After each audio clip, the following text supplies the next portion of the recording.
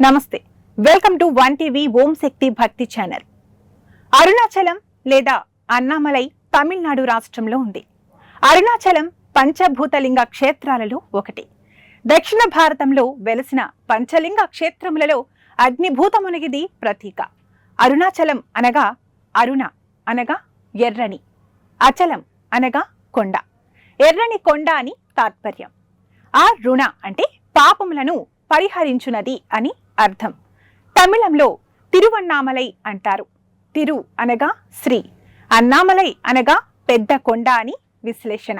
ఇది చాలా గొప్ప పుణ్యక్షేత్రం. స్మరణ మాత్రం చేతని ముక్తి నొసగే క్షేత్రం.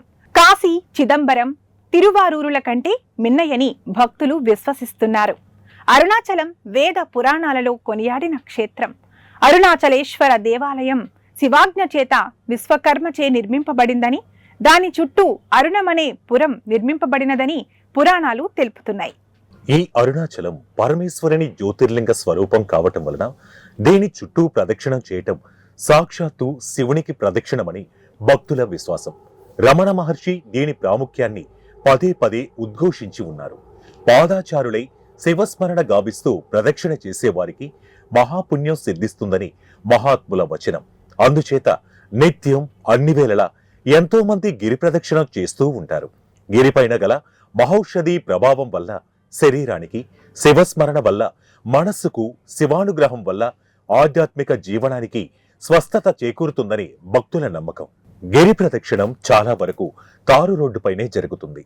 ఈ మధ్యకాలంలో గిరి ప్రదక్షిణం చేయటానికి వీలుగా రోడ్డు పక్కన కాలిబాట కూడా వేశారు. ఎక్కువ మంది ఉదయం సూర్యతాపాన్ని తట్టుకోవటం కష్టం కనుక రాత్రిపూట లేదా తెల్లవారుజామున చేస్తారు. రమణాశ్రమానికి 2 కిలోమీటర్ల దూరం వెళ్లిన తరువాత కుడివైపుకు తిరిగి రోడ్డుకి మధ్యలో వినాయకుడి గుడి వస్తుంది. అక్కడి నుండి కొండను చూస్తే నందిలాగా కనిపిస్తుంది. గిరి ప్రదక్షిణం మొత్తం 14 కిలోమీటర్లు ఉంటుంది. అందులో దారిలో వచ్చే మొత్తం 8 లింగాలను మనం దర్శించుకుంటూ వెళ్ళాలి. అరుణాచలం గిరి ప్రదక్షిణ మహోన్నత ఫలితాలను ఇస్తుంది. అరుణాచలేశ్వరుని జ్యోతిర్లింగ స్వరూపం కావటం వల్ల, ఈ గిరి చుట్టూ ప్రదక్షిణ చేయటం వల్ల సాక్షాత్తు శివుని చుట్టూ ప్రదక్షిణ చేసినట్టేనని చాలా మంది నమ్మకం. అందుకే రమణ మహర్షి గిరి చుట్టూ ప్రదక్షిణ గురించి, దీని ప్రాముఖ్యత గురించి పదే పదే చెబుతూ ఉంటారు. ఎవరైతే పాదరక్షలు లేకుండా శివనామ స్మరణ చేస్తూ ప్రదక్షిణ చేస్తారో వారికి ఎంతో పుణ్యం దక్కుతుందని చాలా మంది విశ్వాసం. అరుణాచల గిరి ప్రదక్షిణం చేసేవారికి మోక్షం లభిస్తుందని, కోరిన కోరికలన్నీ నెరవేరుతాయని చాలా మంది నమ్ముతారు. మరీ ముఖ్యంగా పౌర్ణమి రోజున నిండు పున్నమి వెన్నెల్లో గిరి ప్రదక్షిణ చేయటం వల్ల జీవితంలో అనేక ప్రయోజనాలు కలుగుతాయని చాలా మంది నమ్మకం. ఇలా ప్రదక్షిణకు వెళ్లేవారు ఏవైనా పండ్లను, నిమ్మకాయలను తీసుకువెళ్ళాలి. గిరి ప్రదక్షిణం చేసేవారు ఖచ్చితంగా పాదరక్షలు లేకుండా వెళ్ళాలి.